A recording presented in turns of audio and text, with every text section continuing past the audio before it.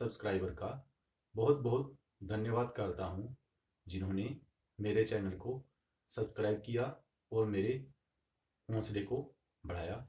आज हमारा जो टॉपिक है वो है ऑटोमोबाइल की खोज कैसे हुई।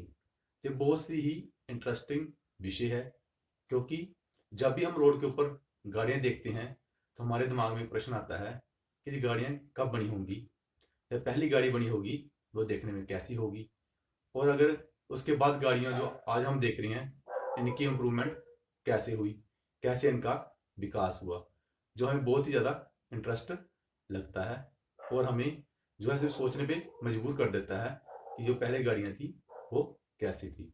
आज का ये टॉपिक जो है ये उसी विषय के ऊपर है, जिसमें आप देखोगे कि पहले जो गाड़ी सबसे पहले बनी थी वो गाड़ी कैसी थी, देखने में कैसी थी, और उसका आविष्कार कैसे हुआ था।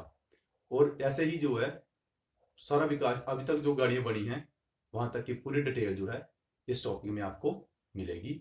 इसलिए ये जानने के लिए आपको इस वीडियो को पूरा देखना पड़ेगा। Good morning. मैं सभी सब्सक्राइबर का धन्यवाद करता हूं जिन्होंने मेरे चैनल को लाइक किया है और सब्सक्राइब किया है। आज का जो हमारा टॉपिक है वो है गाड़ियों की खोज, ऑटोमोबाइल की खोज कैसे हुई, इसके बारे में हम आज जानकारी हासिल करेंगे। आज इसमें हम पढ़ेंगे कि ऑटोमोबाइल की खोज में आज पढ़ेंगे ऑटोमोबाइल की खोज दूसरे विश्व युद्ध से पहले कैसे हुई, और दूसरा हम पढ़ेंगे कि दूसरे विश्व युद्ध के बाद ऑटोमोबाइल की खोज कैसे हुई। जैसे आप चित्र में देख रहे हो, इसमें हम देख रहे हैं कि सबसे पहले 1672 ईस्वी में जो पहली गाड़ी थी एक खिलौने के रूप में जो स्टीम से चलता था वो बनाई गई। जैसे आप चित्र में देख रहे हो, ये पहली गाड़ी थी जो एक स्टीम से चलने वाले खिलौने के रूप में बनाई गई थी। इसकी खोज जो थी एक गणित वैज्ञानिक फादर फर्डिनेंड बर्बियस्ट नाम के एक गणित वैज्ञानिक ने की थी, और इसको एक खिलौने के रूप में जो चाइना के सम्राट थे उनको भेंट किया था। इसकी खासियत क्या थी, इसकी जो लंबाई थी वो 65 सेंटीमीटर थी, और इसमें ना तो कोई ड्राइवर बैठ सकता था और ना ही इसमें हम सवारी और सामान को एक जगह से दूसरी जगह लेकर जा सकते थे। फिर उसके बाद 1770 ईस्वी में जो थी कोगनट नाम के वैज्ञानिक ने एक जो थी गाड़ी तैयार की। जैसे आप पिक्चर में देख रहे हो, इस गाड़ी में 4 आदमी बैठ सकते थे। इसमें 2 हैंडल लगे हुए थे कंट्रोल करने के लिए। इसमें जो थे 2 पहिए पीछे थे, एक पहिया आगे लगा हुआ था। इसकी जो माइलेज थी 2.5 माइल पर आवर थी, और इसका वजन 2.5 टन था। इसकी जो डिसएडवांटेज थी वो ये थी कि इसका जो का डिस्ट्रीब्यूशन था वो बराबर नहीं था, और दूसरा जो था ये जो गाड़ी थी जो थी चौड़ाई वाली जगह पे चलने योग्य थी, और दूसरा इसको हर 15 मिनट के बाद रोकना पड़ता था स्टीम को जनरेट करने के लिए। उसके बाद 1885 ईस्वी में जो थी कार्ल बेंज नाम के जो जर्मन के एक इंजीनियर हुए हैं, उन्होंने मोटर वैगन नाम की गाड़ी का आविष्कार किया। इस गाड़ी की खासियत क्या थी, इसमें 954 सीसी का सिंगल सिलेंडर 4 स्ट्रोक इंजन लगा हुआ था जो स्टीम की जगह से पेट्रोल के साथ चलता था, और दूसरा इंजन गाड़ी के पीछे लगा हुआ था, और इसमें इलिप्टिकल लीप स्प्रिंग लगे हुए थे।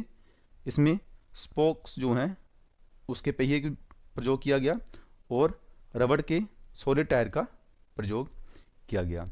ये जो उस समय 1899 में 572 गाड़ियाँ पैदा की गई, और इसमें जो एक गाड़ी की कीमत थी $150 थी। इससे आगे ये गाड़ी काफ़ी महंगी थी, इसलिए हर एक आदमी जो था इस गाड़ी को नहीं खरीद सकता था। फिर 1908 में हेनरी फोर्ड ने फोर्ड का टी मॉडल का विकास किया। जो टी मॉडल था इसमें पहली बार असेंबली लाइन की प्रयोग किया गया। इससे क्या फ़ायदा हुआ, इसकी जो कॉस्ट थी वो काफ़ी कम हो गई। इसकी कॉस्ट इतनी कम थी कि 1914 में असेंबली लाइन का कोई वर्कर था, वो इसमें अपने 4 महीने की सैलरी से इस गाड़ी को खरीद सकता था। उसके बाद 1930 में वॉक्सवैगन, जर्मन की कंपनी है, उसने एक गाड़ी का तैयार की जो था बीटर थी, जो ऐसे एक कीड़े की तरह लगती थी। इसकी खासियत क्या थी, इसमें इंजन पीछे की तरफ था और आगे वाले बोनट को हम सामान रखने के लिए और स्टेपनी रखने के लिए प्रयोग करते थे। 2002 तक जो थी इसकी 21 मिलियन वॉक्सवैगन टाइप 1S की जो प्रोडक्शन हुआ था। कि दूसरे विश्व युद्ध के बाद ऑटोमोबाइल की खोज कैसे हुई। ये है टोयोटा करोला की सैलून। इसमें हमें सबसे पहले पता होना चाहिए सैलून और हैचबैक में क्या अंतर होता है।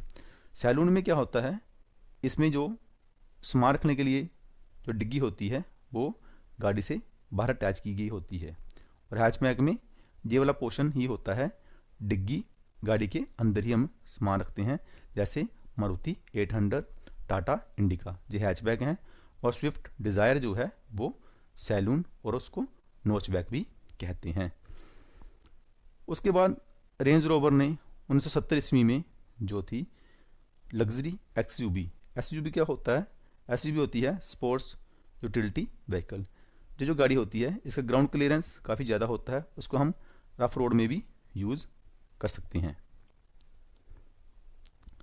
उसके बाद मर्सिडीज कंपनी ने एस क्लास का आविष्कार किया। इसमें काफ़ी जो नए फीचर डाले गए। पहला electronic anti lock brake system और एयरबैग्स, सीट बेल्ट और इलेक्ट्रॉनिक ट्रैक्शन कंट्रोल सिस्टम का प्रयोग किया गया। फिर BMW 3 सीरीज गाड़ी जो थी 1975 में आई। इसमें जो था ये गाड़ी जो थी उस समय कार एंड ड्राइवर जो मैगजीन थी उसमें 10वें स्थान पर 17 बार इसने अपना कब्जा किया, और जो उस समय की सबसे बड़ी अच्छी विकासशील जो थी गाड़ी थी। अब हम पढ़ेंगे कि इंडिया में जो था ऑटोमोबाइल का खोज कैसे हुई। सबसे पहले जो थी गाड़ियाँ जो थी इंडिया में दूसरे देशों से आयात की जाती थी, दूसरे देशों से मंगवाई जाती थी, जो बहुत महंगी पड़ती थी। हर एक इंडियन जो था वो गाड़ी नहीं खरीद सकता था। उस समय 1942 में BM बिरला जी ने हिंदुस्तान मोटर की स्थापना की, जिसमें उन्होंने एम्बेसडर गाड़ी बनाई। एम्बेसडर गाड़ी आपने काफ़ी देखी होगी, ये सरकारी डिपार्टमेंट में काफ़ी लोकप्रिय गाड़ी थी और आजकल भी ये काफ़ी लोकप्रिय है। पर अब जो गाड़ी है नया मॉडल आना इसका बंद हो गया है। उसके बाद प्रीमियर ऑटोमोबाइल ने 1944 में इसकी स्थापना हुई। उसने जो थी डोज और प्लाईमाउथ नाम की दो कंपनियों के साथ लाइसेंस एग्रीमेंट करके भारत में इसने गाड़ियाँ बनानी शुरू की। 1951 में इसने फिएट 500 और 1954 में इसने फिएट 1100 जो है इसका आविष्कार किया। ये गाड़ी आपने काफ़ी पॉपुलर है देखी होगी, इसको हम मारुति 800 भी कहते हैं, जहाँ मारुति कार भी कहते हैं। ये 1980 से लेकर 1990 तक ये जो समय था उसके बीच में ये इंडिया में बनाई गई, और ये जो थी इंडिया में 2004 तक सबसे ज़्यादा बिकने वाली गाड़ी थी। ये गाड़ी भी आपने काफ़ी देखी होगी, इसको हम टाटा नैनो कहते हैं। ये गाड़ी टाटा कंपनी के द्वारा बनाई गई, जो इंडिया में सबसे आज तक की सबसे सस्ती गाड़ी थी। इस तरह आज आपने जो पढ़ा वो था ऑटोमोबाइल की खोज। उसमें हमने पढ़ा कि ऑटोमोबाइल की दूसरे विश्व युद्ध से पहले कैसे खोज हुई और ऑटोमोबाइल की दूसरे विश्व युद्ध के बाद कैसे खोज हुई। मुझे आशा है कि आपको ये मेरा वीडियो पसंद आया होगा।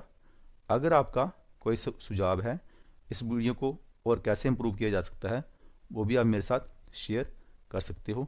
अगर आपको ये मेरा वीडियो पसंद आया है तो इसको लाइक ज़रूर करें। मैं इसलिए आप सबका बहुत बहुत धन्यवादी हूँ।